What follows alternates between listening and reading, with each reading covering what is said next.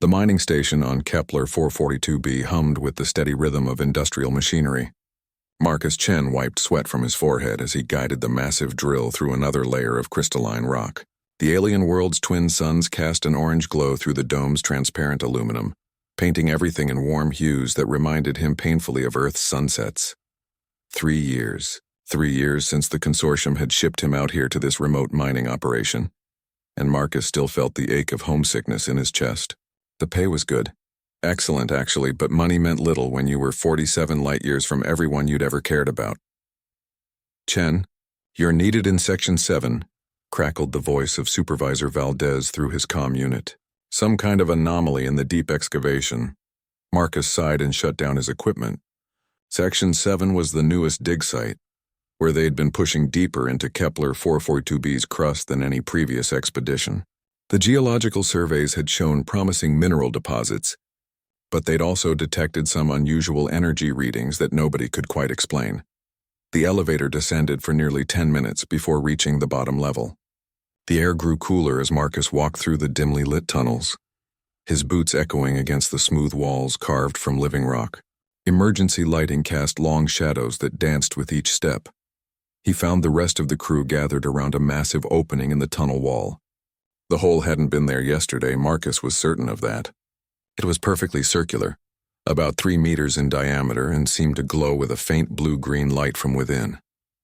"What do you think, Chen?" Valdez asked, her weathered face creased with concern.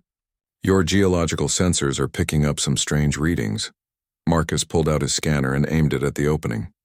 The device immediately began beeping rapidly, its display showing energy levels that shouldn't have been possible from natural rock formations. "This isn't geological," he said slowly. "These readings suggest some kind of artificial structure." "Artificial?" Dr. Sarah Kim, the expedition's xenoarchaeologist, pushed forward eagerly. "You mean alien technology?" The consortium had been searching for signs of alien civilization for decades. Humanity had spread across dozens of star systems, but they'd never found conclusive evidence of intelligent alien life. The discovery of such technology would be worth more than all the minerals they could extract from this planet.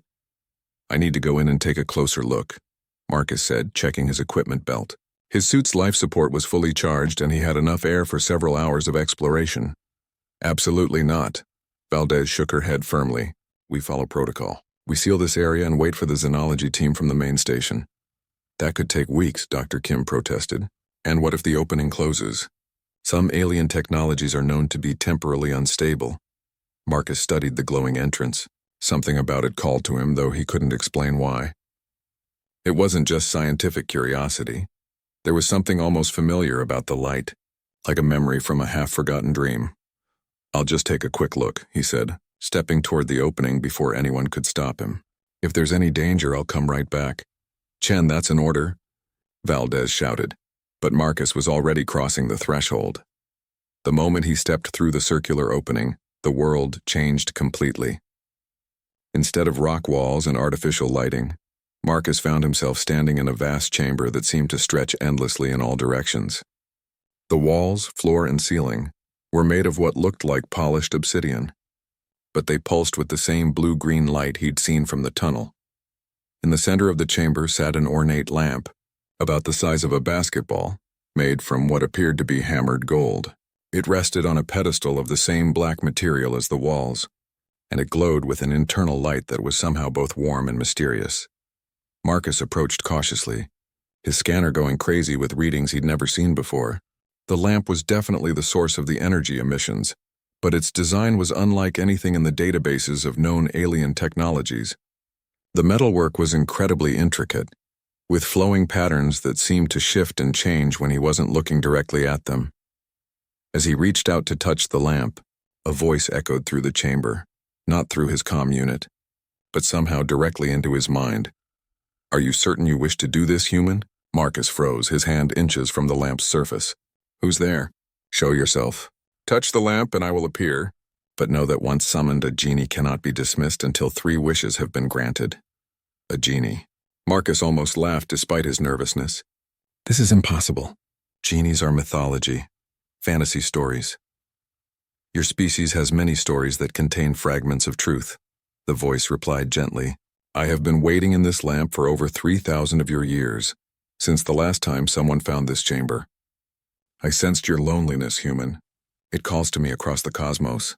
Marcus hesitated. His rational mind told him this was some kind of alien technology mimicking human folklore, perhaps based on intercepted Earth transmissions. But something deeper, something in his heart, whispered that this might be real. His fingers brushed against the warm metal of the lamp. Instantly, the chamber filled with swirling blue-green smoke that coalesced into a humanoid form. When the smoke cleared, Marcus found himself staring at the most beautiful being he'd ever seen.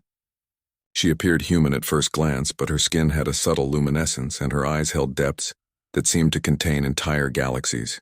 Her hair flowed like liquid starlight, and she wore robes that seemed to be woven from Aurora itself. "Greetings, human," she said, her voice now audible in the chamber rather than just in his mind. "I am Zara, guardian of the eternal flame, keeper of wishes and servant of the lamp. You have freed me from my prison, and according to the ancient laws that bind my kind, I must grant you 3 wishes." Marcus stared at her, speechless. Even if this was advanced alien technology, it was unlike anything humanity had ever encountered. You're actually a genie?" Zara smiled, and the expression transformed her already beautiful features into something transcendent. "I am what your species would call a genie, yes. Though my people prefer the term jinn, we are beings of pure energy, capable of manipulating matter and reality within certain constraints." "Constraints?" "I cannot kill, cannot make someone fall in love, and cannot bring back the dead," she recited. "Beyond those limitations, your wishes are limited only by your imagination." She tilted her head, studying him with those galaxy-deep eyes. "You seem different from the others who have found me. Most humans immediately begin demanding wealth, power, or immortality." Marcus was still processing the impossibility of the situation, a real genie offering him 3 wishes. It was like every fairy tale he'd heard as a child, except this was happening in a mining tunnel on an alien world 47 light-years from Earth. "What's your first wish, human?" Zara asked, her expression expectant. Marcus looked at her beautiful, patient face, thought about his 3 years of loneliness on this distant world, and made a decision that would change everything. Marcus looked into Zara's expectant eyes, feeling the weight of infinite possibilities pressing down on him. Wealth beyond imagination, power over nations, immortality, perfect health. All of these flashed through his mind like lightning. He could wish for anything, literally anything within the bounds she'd described. But as he stood there in that impossible chamber, surrounded by alien beauty and magic beyond human understanding, only one thought filled his heart. "I wish," Marcus said slowly, his voice steady despite the magnitude of the moment, "for you to be free." The words hung in the air between them like a thunderclap. Zara's expression, which had been one of patient expectation, transformed into something Marcus couldn't quite read. Her luminous skin seemed to flicker, and those galaxy-deep eyes widened with what looked like shock. "What did you say?" she whispered, her voice barely audible. "I wish for your freedom," Marcus repeated, louder this time. "You said you've been trapped in that lamp for 3,000 years. Nobody should be imprisoned that long, not even someone as powerful as you." Zara stared at him for a long moment, her ethereal form seeming to shimmer with emotions too complex for human understanding. Then, to Marcus's complete surprise, she began to laugh. It wasn't mocking laughter. It was the sound of pure joy mixed with disbelief, like wind chimes in a summer breeze. "In 3 millennia, she said, wiping what appeared to be tears from her luminous cheeks. "Across dozens of worlds and hundreds of masters, you are the first to make such a wish." "The very first? Really?" Marcus found that hard to believe. "Nobody else wanted to free you?" "They wanted me to free them," Zara replied, her voice carrying centuries of weariness. "Free them from poverty, from powerlessness, from mortality. But free me?" She shook her head, sending ripples of starlight through her flowing hair. "Never. Most barely saw me as a person at all, just a magical tool to grant their desires." Marcus felt a surge of anger on her behalf. "That's horrible. You're obviously intelligent, obviously capable of feeling. How could they treat you like an object?" Zara's expression softened as she studied his face. "You truly mean it, don't you?" This isn't some elaborate attempt to win my favor before making your real wishes. This is my real wish, Marcus said firmly. If I had the power to free someone from 3,000 years of slavery, how could I choose anything else? For the first time since materializing, Zara looked uncertain. Marcus, may I call you Marcus? I sensed your name from your thoughts when you touched the lamp. There is something you must understand. Freeing me would use all three of your wishes. All three? Marcus raised an eyebrow. Why? The magic that binds me is ancient and powerful, Zara explained, gesturing to the lamp on its obsidian pedestal. Breaking such binding requires enormous energy. It would drain all the wish-granting power currently stored in the lamp. Marcus didn't hesitate. Then that's what we'll do. But you would gain nothing, Zara protested. No wealth, no power, no fulfillment of your heart's desires. You would return to your life exactly as it was, except you would have given up the greatest opportunity your species has ever known. I'd gain the knowledge that I did the right thing, Marcus replied. That's worth more than wealth or power. Zara moved closer, her luminous form seeming to pulse with inner light. You don't understand what you're giving up.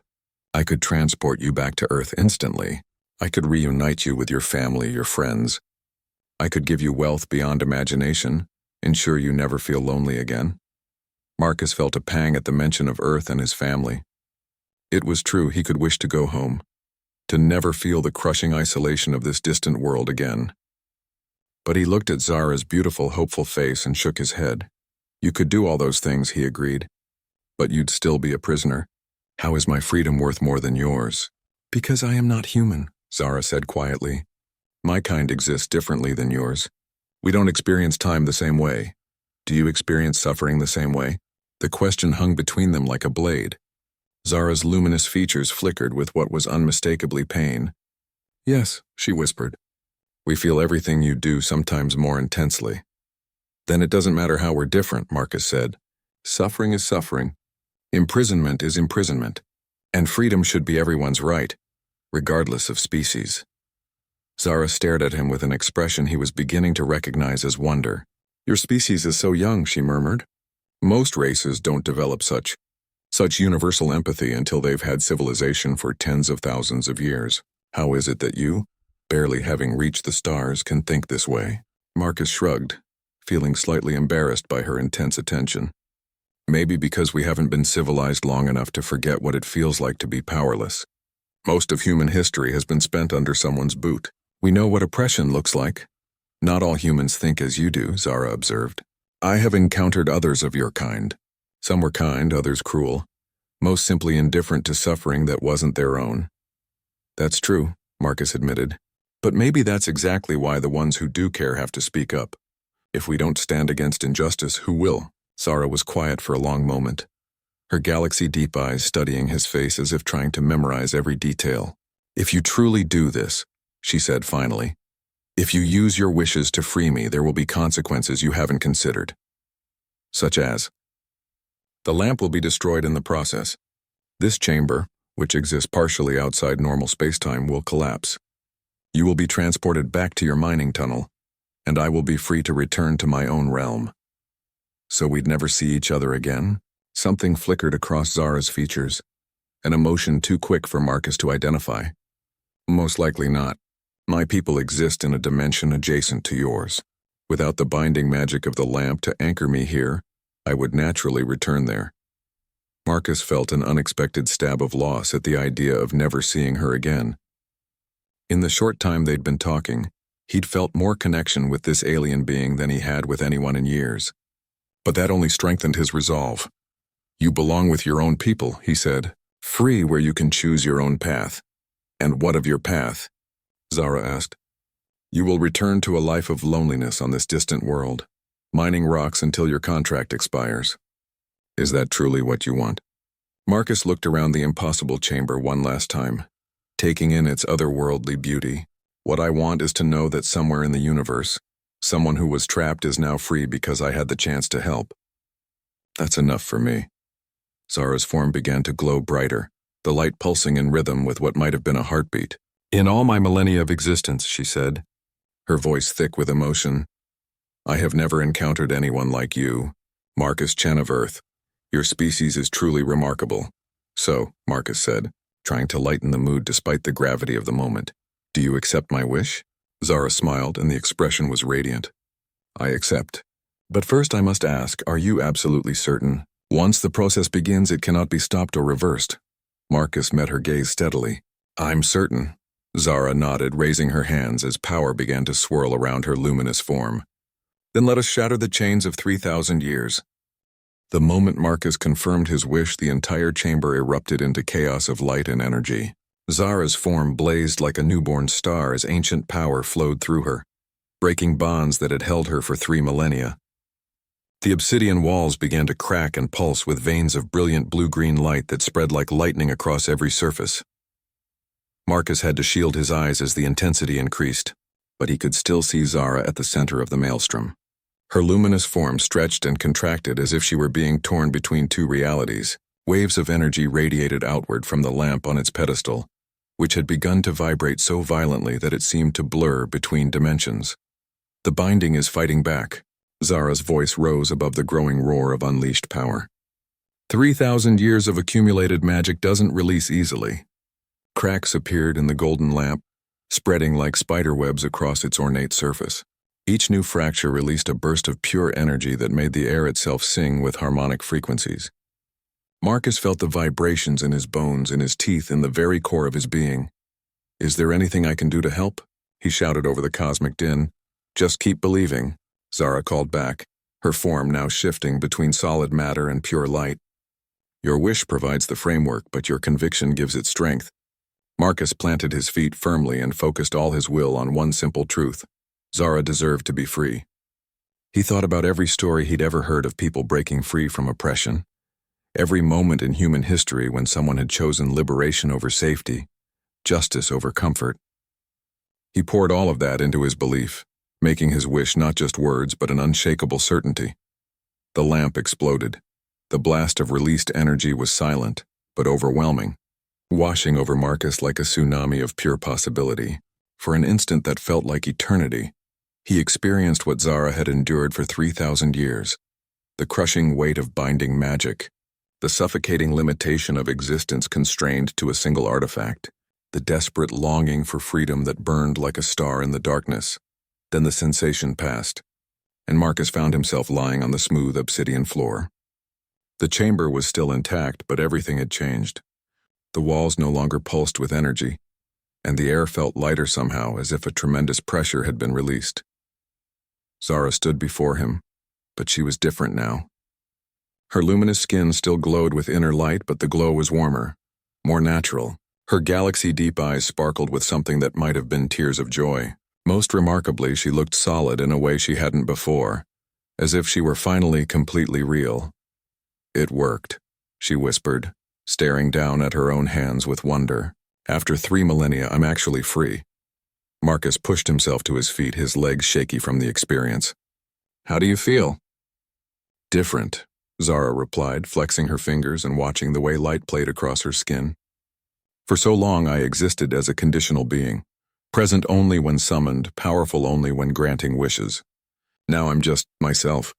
It's overwhelming and wonderful and terrifying all at once." Where the lamp had sat on its pedestal, only a small pile of golden dust remained. The pedestal itself was cracked down the middle, and the cracks were spreading slowly across the chamber floor. "The chamber is collapsing," Zara observed, but she seemed calm about it. "The lamp was the anchor point that kept this space stable. Without it, we have perhaps 10 minutes before the dimensional pocket collapses entirely." "Will you be able to get home?" Marcus asked, feeling a deep concern for her well-being. Zara nodded, raising her hand and speaking words in a language that sounded like music mixed with mathematics. A shimmering portal opened in the air beside her, revealing glimpses of a realm that defied description.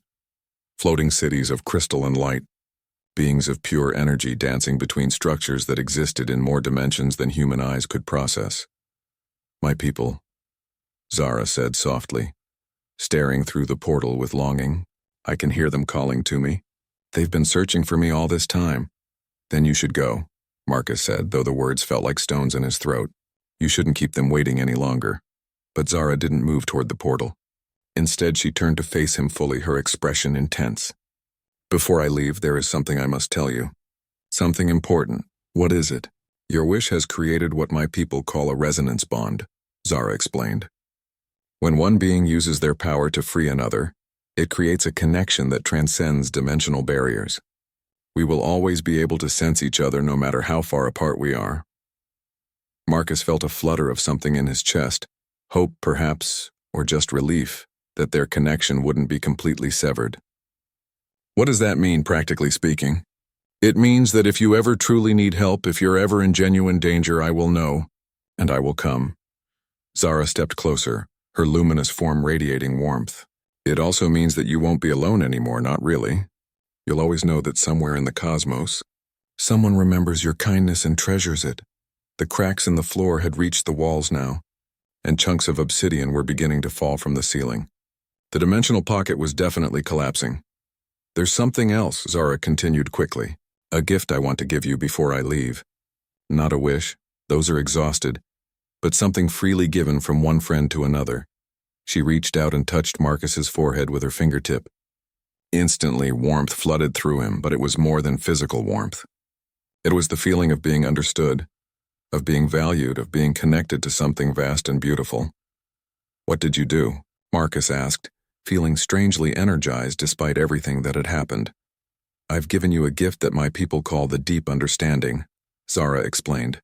You'll find that you can now comprehend any language, communicate with any intelligent species you encounter. More than that, you'll be able to sense the emotions and intentions of others, to understand them on a level deeper than words. Why would you give me such a gift? Zara smiled, backing toward the portal as more debris began to fall around them. Because someone with your compassion shouldn't be limited by barriers of communication. The universe is full of beings who need help, who need someone to understand them. Now you'll be able to.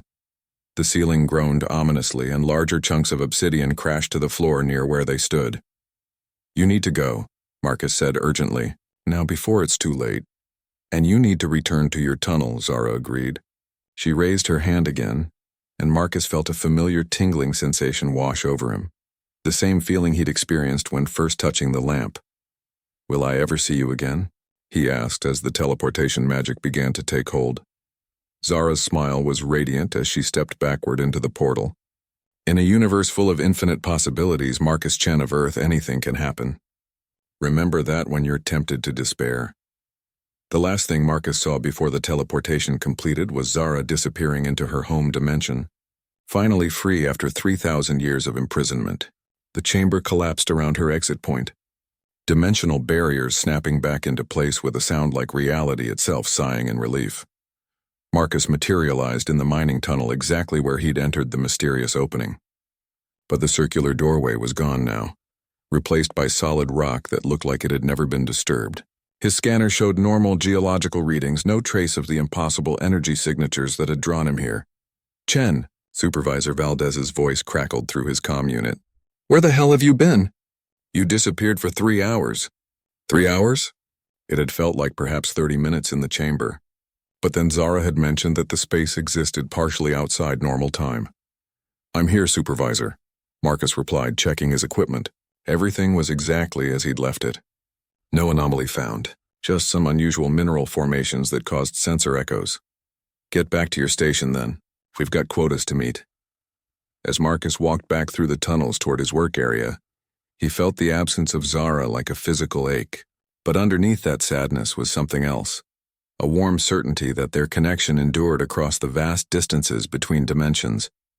And already, he was beginning to understand what she'd meant about his gift. The voices on his comm unit carried subtle emotional undertones he'd never noticed before. The alien script on the tunnel markers suddenly made perfect sense to his eyes.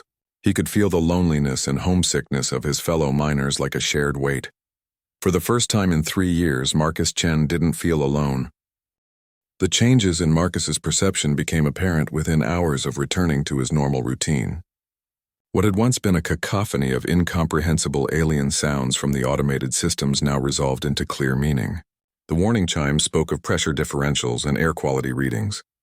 The rhythmic pulses from the mining equipment told stories of geological, stress and mineral density, but it was the human voices that affected him most profoundly. Another day in paradise, muttered Jake Sullivan as he passed Marcus in the corridor. But beneath the sarcastic words, Marcus could sense a deep well of despair. Jake's wife had filed for divorce 6 months ago, and the separation from his 2 young children was eating him alive. Morning. Chen, called out Dr. Sarah Kim from the geology lab, her voice professionally cheerful. But Marcus could feel the undercurrent of frustration and intellectual starvation. A xenoarchaeologist with 2 PhDs, she was reduced to cataloging mineral samples on a backwater mining world. Her brilliant mind slowly atrophying from lack of stimulation. Even Supervisor Valdez, tough as tungsten steel, carried emotional burdens that Marcus had never suspected. Her gruff demeanor masked profound loneliness. A woman who'd risen through the ranks in a male-dominated industry by never showing weakness, never allowing anyone close enough to matter. The gift Zara had given him was both wonderful and overwhelming. Marcus found himself acutely aware of the pain that surrounded him, the quiet suffering of 37 human beings trapped together on an alien world, each carrying their own private struggles.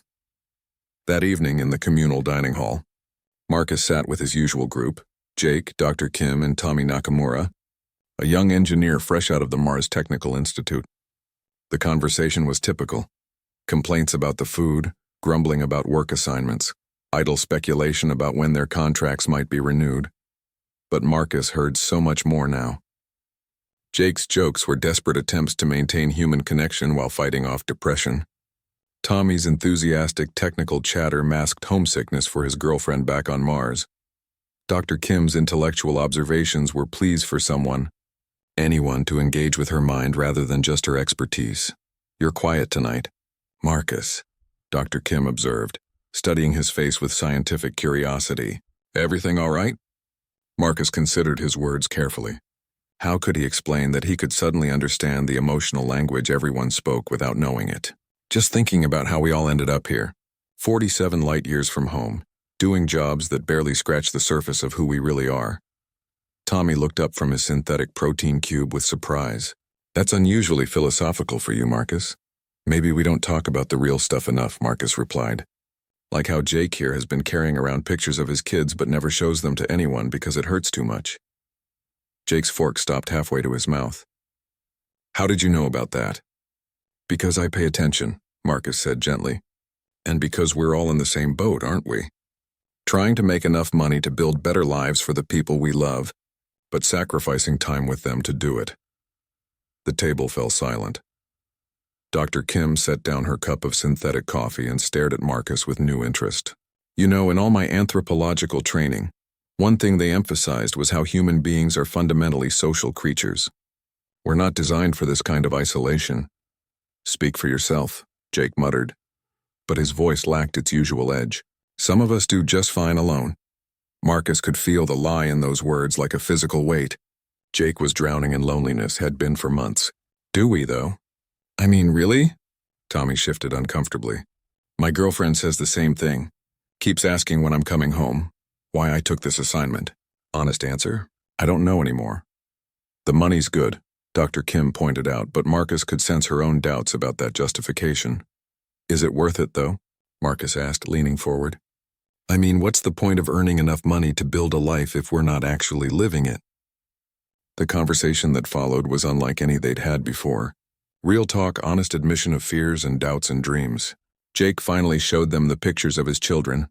A 7-year-old girl who'd lost her first tooth in a video call he'd missed, and a 9-year-old boy who'd stopped asking when Daddy was coming home. Tommy confessed that he was thinking of breaking his contract early, even though it would mean massive financial penalties. Dr. Kim admitted that she'd been offered a position at the new research station on Europa, but had turned it down because it felt like giving up on her dreams of real discovery. As the evening progressed, Marcus found himself becoming something he'd never been before: a counselor, a confidant, someone who could see past the walls people built around their hearts. The gift Zara had given him wasn't just about understanding language or sensing emotions. It was about recognizing the fundamental connections that bound all thinking beings together. Over the following weeks, Marcus became a different person entirely. He started organizing group activities, movie nights in the recreation hall, discussion groups about books they'd all brought from home but never talked about, even amateur cooking competitions using their limited food supplies. At first, his colleagues were suspicious of this sudden social butterfly emerging from the quiet, solitary miner they'd known. But gradually, the atmosphere on the station began to change. Jake started sharing stories about his children during meals, and others began offering advice about long-distance parenting.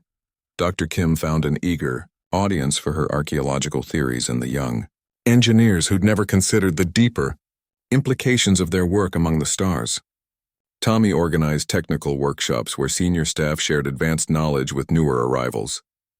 The most significant change came when Marcus noticed that Dr. Kim had been staying up all night, poring over geological surveys with an intensity that bordered on obsession.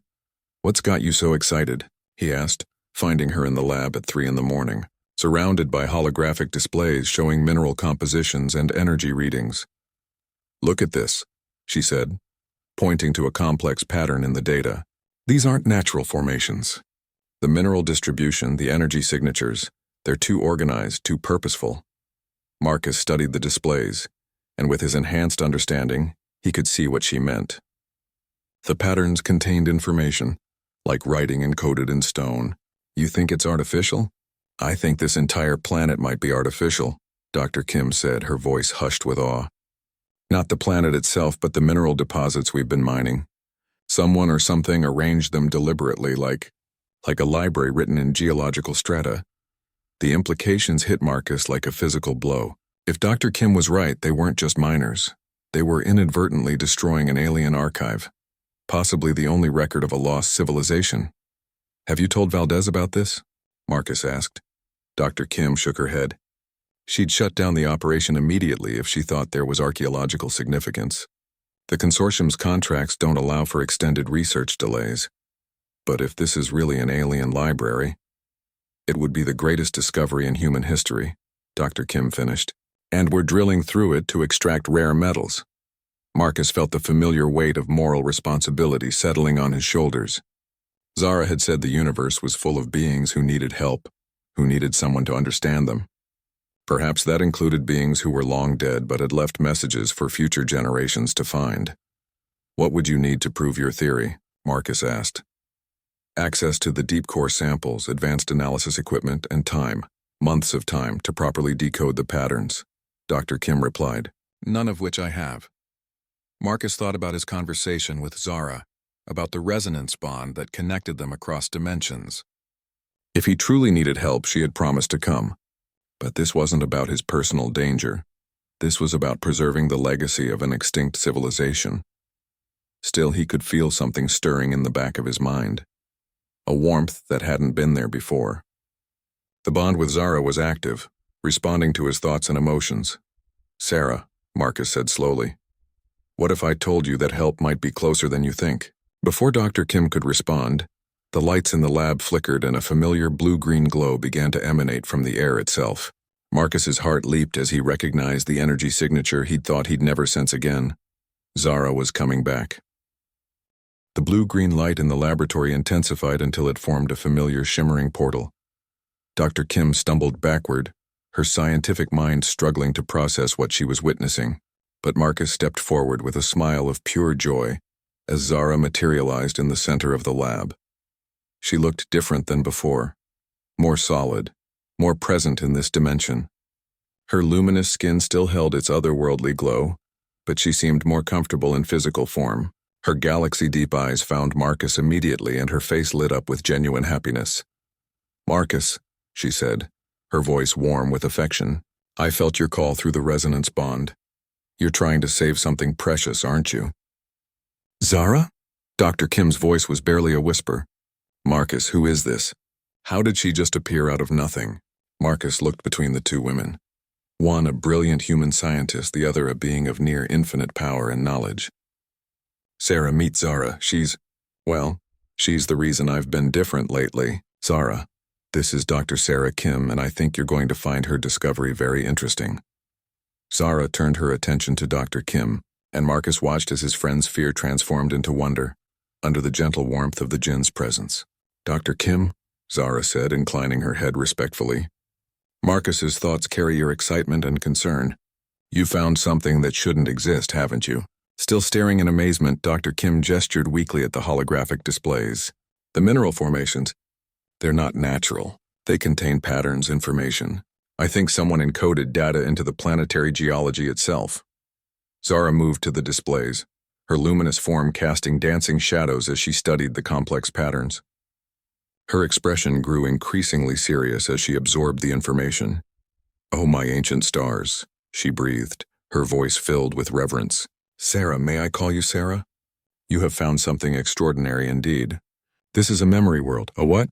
Dr. Kim had recovered enough of her scientific composure to start asking questions.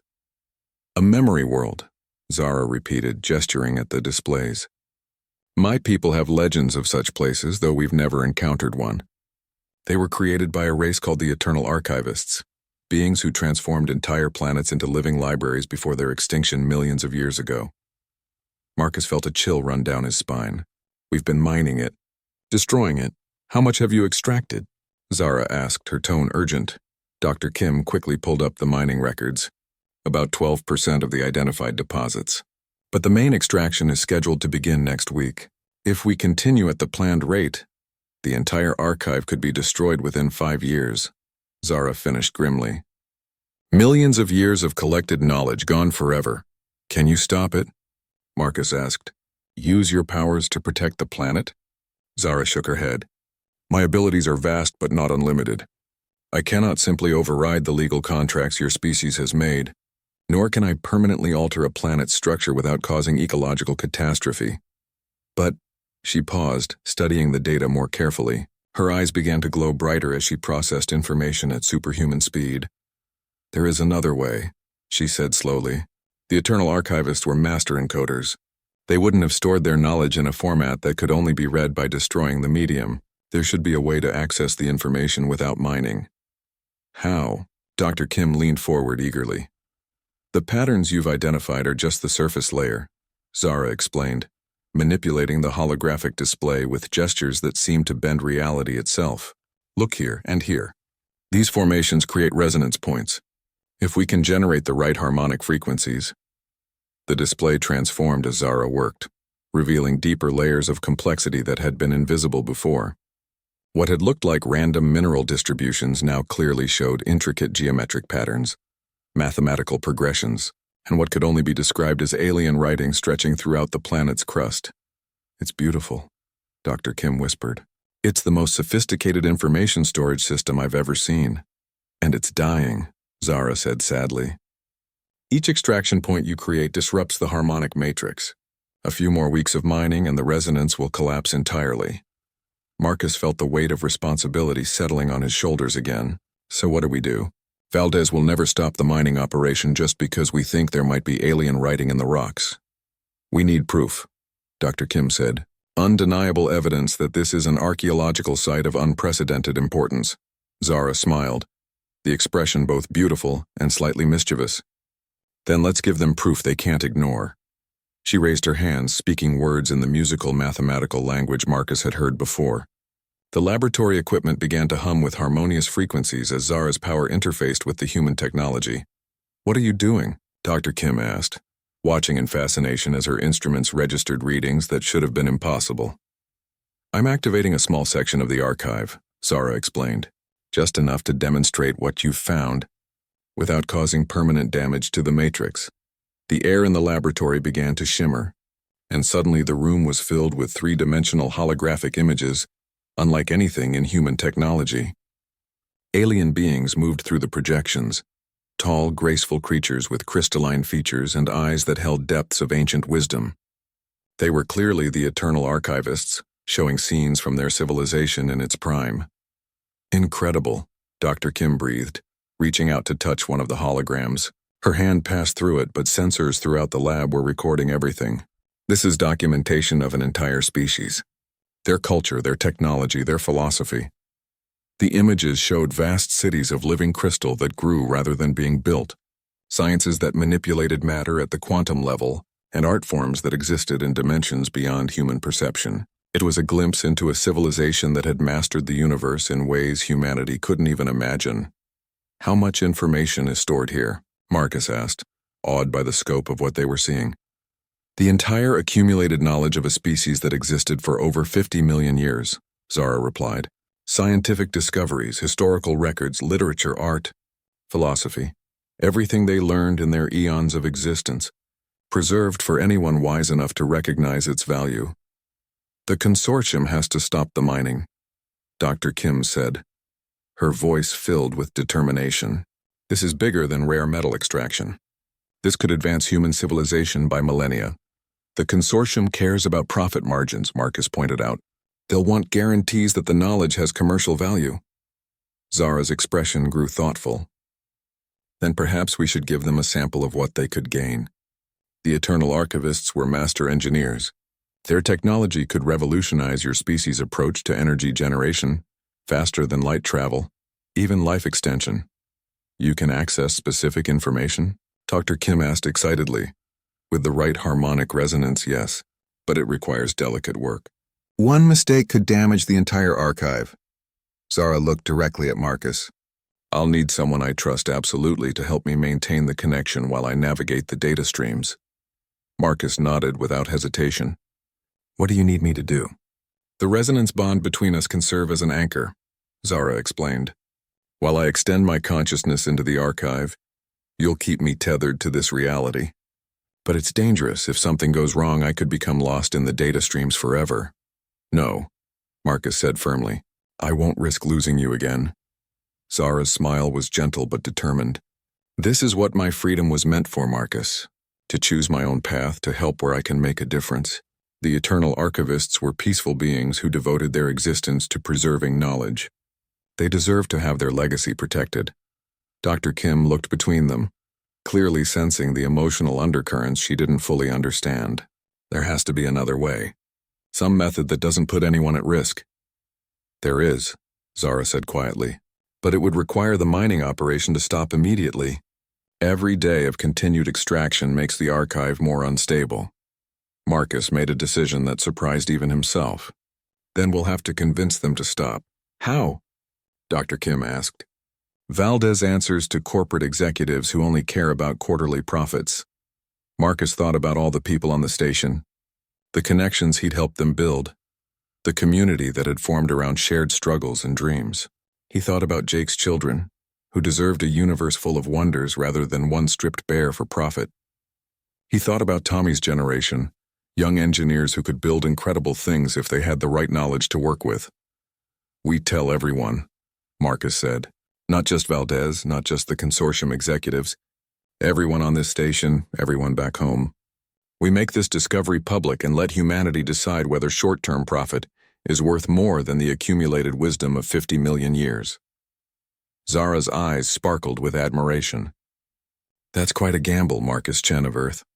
Yeah, Marcus replied, feeling the warmth of the resonance bond flowing between them. But sometimes the biggest risks lead to the most important victories. The next morning, Marcus called an emergency meeting in the station's main assembly hall. Word spread quickly through the tight-knit community, and within an hour, all 37 station personnel had gathered, their faces showing curiosity mixed with concern. Supervisor Valdez stood at the front with her arms crossed, clearly unhappy about the disruption to the work schedule. This better be good, Chen. We've got quotas to meet and corporate breathing down our necks about the new extraction timeline. Marcus looked out at the assembled faces, miners, engineers, technicians, scientists, people who had left their homes and families to work on the frontier of human expansion. People who deserved to know what they were really doing here. What I'm about to show you will change everything, Marcus began. Yesterday, Dr. Kim made a discovery that could revolutionize human civilization. But it also means that every day we continue mining, we're destroying something irreplaceable. Dr. Kim stepped forward, activating the portable holographic projector they'd brought from the lab. The room filled with three-dimensional displays showing the geological data, the hidden patterns, and finally, the alien holographic records that Zara had briefly activated. Gasps echoed through the assembly hall as the Eternal Archivists appeared before them, their crystalline forms moving through scenes of impossible beauty and advanced technology. Even Valdez's stern expression softened as she watched cities that grew like living things and machines that bent space itself. This planet isn't just a mining site, Dr. Kim explained, her voice carrying the passion of a true scientist. It's a library. The entire geological structure has been encoded with the accumulated knowledge of a species that existed for 50 million years. Jake Sullivan, who had been watching with wide eyes, raised his hand. Are you saying there are aliens living down there? Not living, Marcus replied. The Eternal Archivists died out millions of years ago, but they left behind everything they learned, everything they discovered, everything they created. It's all here, waiting for someone wise enough to read it instead of destroying it. Tommy Nakamura, the young engineer, leaned forward excitedly. What kind of technology are we talking about? Dr. Kim smiled.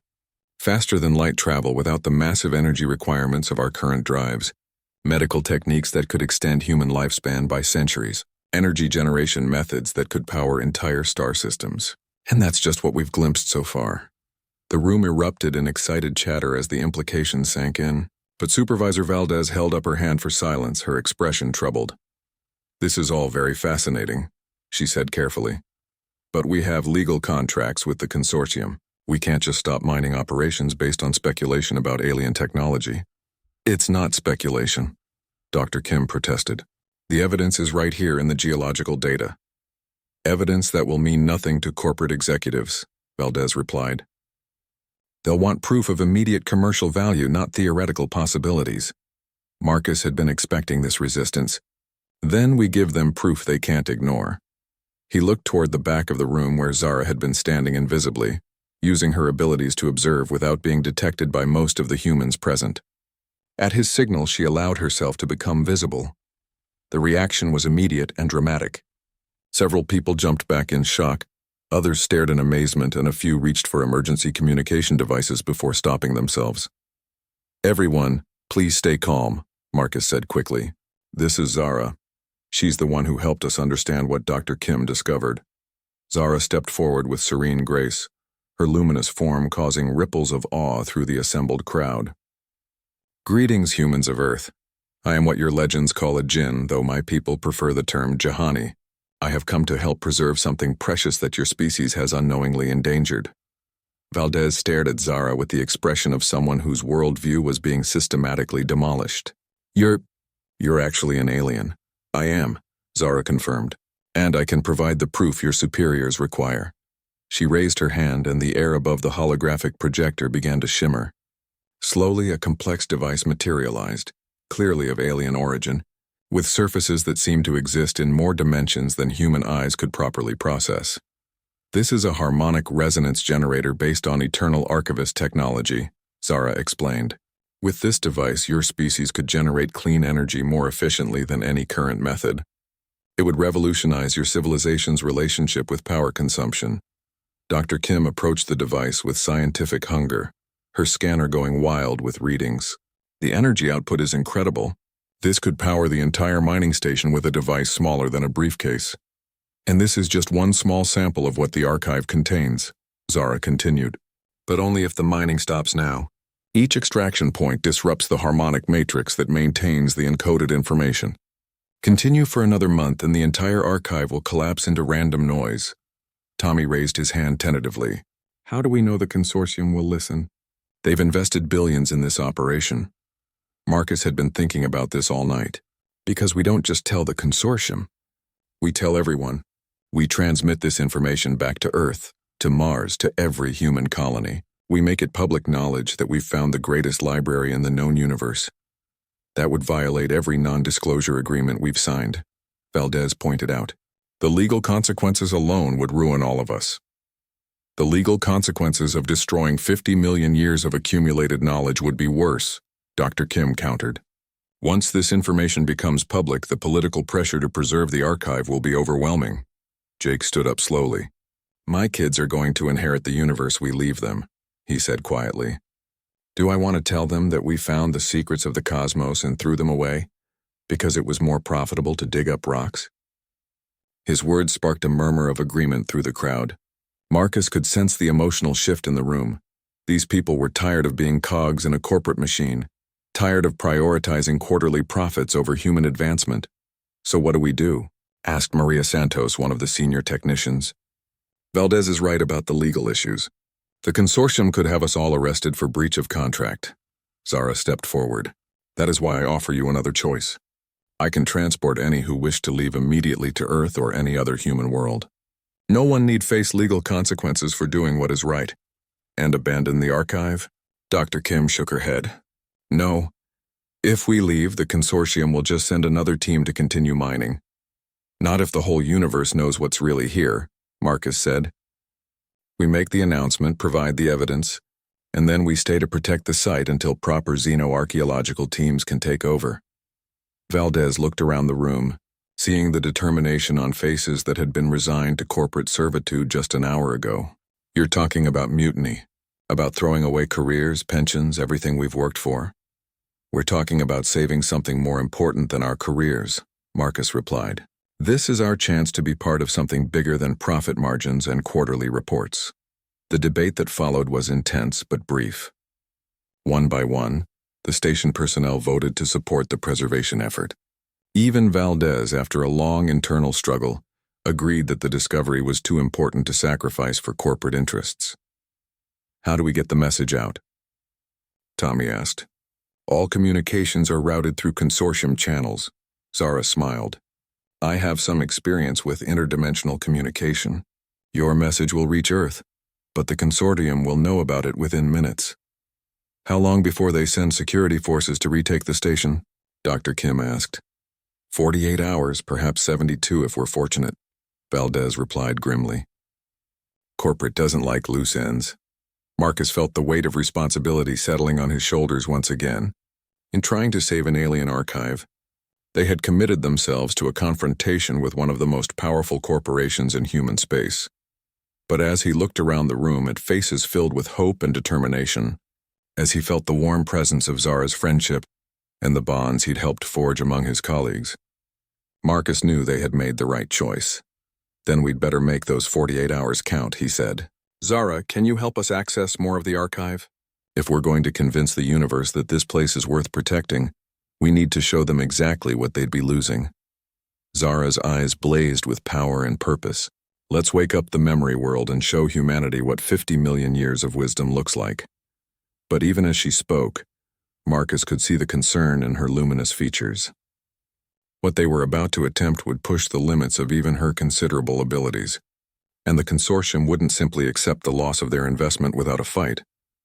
The real battle for the Eternal Archivist's legacy was just beginning. The next morning, Marcus called an emergency meeting in the station's main assembly hall. Word spread quickly through the tight-knit community, and within an hour, all 37 station personnel had gathered, their faces showing curiosity mixed with concern. Supervisor Valdez stood at the front with her arms crossed, clearly unhappy about the disruption to the work schedule. This better be good, Chen. We've got quotas to meet and corporate breathing down our necks about the new extraction timeline. Marcus looked out at the assembled faces. Miners, engineers, technicians, scientists, people who had left their homes and families to work on the frontier of human expansion. People who deserved to know what they were really doing here. What I'm about to show you will change everything, Marcus began. Yesterday, Dr. Kim made a discovery that could revolutionize human civilization. But it also means that every day we continue mining, we're destroying something irreplaceable. Dr. Kim stepped forward, activating the portable holographic projector they'd brought from the lab. The room filled with three-dimensional displays showing the geological data, the hidden patterns, and finally, the alien holographic records that Zara had briefly activated. Gasps echoed through the assembly hall as the Eternal Archivists appeared before them, their crystalline forms moving through scenes of impossible beauty and advanced technology. Even Valdez's stern expression softened as she watched cities that grew like living things and machines that bent space itself. This planet isn't just a mining site, Dr. Kim explained, her voice carrying the passion of a true scientist. It's a library. The entire geological structure has been encoded with the accumulated knowledge of a species that existed for 50 million years. Jake Sullivan, who had been watching with wide eyes, raised his hand. Are you saying there are aliens living down there? Not living, Marcus replied. The Eternal Archivist died out millions of years ago. But they left behind everything they learned, everything they discovered, everything they created. It's all here waiting for someone wise enough to read it instead of destroying it. Tommy Nakamura, the young engineer, leaned forward excitedly. What kind of technology are we talking about? Dr. Kim smiled. Faster than light travel without the massive energy requirements of our current drives. Medical techniques that could extend human lifespan by centuries. Energy generation methods that could power entire star systems. And that's just what we've glimpsed so far. The room erupted in excited chatter as the implications sank in. But Supervisor Valdez held up her hand for silence, her expression troubled. "This is all very fascinating," she said carefully. "But we have legal contracts with the consortium. We can't just stop mining operations based on speculation about alien technology." "It's not speculation," Dr. Kim protested. "The evidence is right here in the geological data." "Evidence that will mean nothing to corporate executives," Valdez replied. "They'll want proof of immediate commercial value, not theoretical possibilities." Marcus had been expecting this resistance. Then we give them proof they can't ignore. He looked toward the back of the room where Zara had been standing invisibly, using her abilities to observe without being detected by most of the humans present. At his signal, she allowed herself to become visible. The reaction was immediate and dramatic. Several people jumped back in shock, others stared in amazement, and a few reached for emergency communication devices before stopping themselves. "Everyone, please stay calm," Marcus said quickly. "This is Zara. She's the one who helped us understand what Dr. Kim discovered." Zara stepped forward with serene grace, her luminous form causing ripples of awe through the assembled crowd. "Greetings, humans of Earth. I'm what your legends call a jinn, though my people prefer the term Jahani. I have come to help preserve something precious that your species has unknowingly endangered." Valdez stared at Zara with the expression of someone whose worldview was being systematically demolished. You're actually an alien." "I am," Zara confirmed, "and I can provide the proof your superiors require." She raised her hand and the air above the holographic projector began to shimmer. Slowly, a complex device materialized, clearly of alien origin, with surfaces that seemed to exist in more dimensions than human eyes could properly process. "This is a harmonic resonance generator based on eternal archivist technology," Zara explained. "With this device, your species could generate clean energy more efficiently than any current method. It would revolutionize your civilization's relationship with power consumption." Dr. Kim approached the device with scientific hunger, her scanner going wild with readings. "The energy output is incredible. This could power the entire mining station with a device smaller than a briefcase. And this is just one small sample of what the archive contains," Zara continued. "But only if the mining stops now. Each extraction point disrupts the harmonic matrix that maintains the encoded information. Continue for another month and the entire archive will collapse into random noise." Tommy raised his hand tentatively. "How do we know the consortium will listen? They've invested billions in this operation." Marcus had been thinking about this all night. "Because we don't just tell the consortium. We tell everyone. We transmit this information back to Earth, to Mars, to every human colony. We make it public knowledge that we've found the greatest library in the known universe. That would violate every non-disclosure agreement we've signed," Valdez pointed out. "The legal consequences alone would ruin all of us." "The legal consequences of destroying 50 million years of accumulated knowledge would be worse," Dr. Kim countered. "Once this information becomes public, the political pressure to preserve the archive will be overwhelming." Jake stood up slowly. "My kids are going to inherit the universe we leave them," he said quietly. "Do I want to tell them that we found the secrets of the cosmos and threw them away because it was more profitable to dig up rocks?" His words sparked a murmur of agreement through the crowd. Marcus could sense the emotional shift in the room. These people were tired of being cogs in a corporate machine, tired of prioritizing quarterly profits over human advancement. "So what do we do?" asked Maria Santos, one of the senior technicians. "Valdez is right about the legal issues. The consortium could have us all arrested for breach of contract." Zara stepped forward. "That is why I offer you another choice. I can transport any who wish to leave immediately to Earth or any other human world. No one need face legal consequences for doing what is right. And abandon the archive?" Dr. Kim shook her head. "No. If we leave, the consortium will just send another team to continue mining." "Not if the whole universe knows what's really here," Marcus said.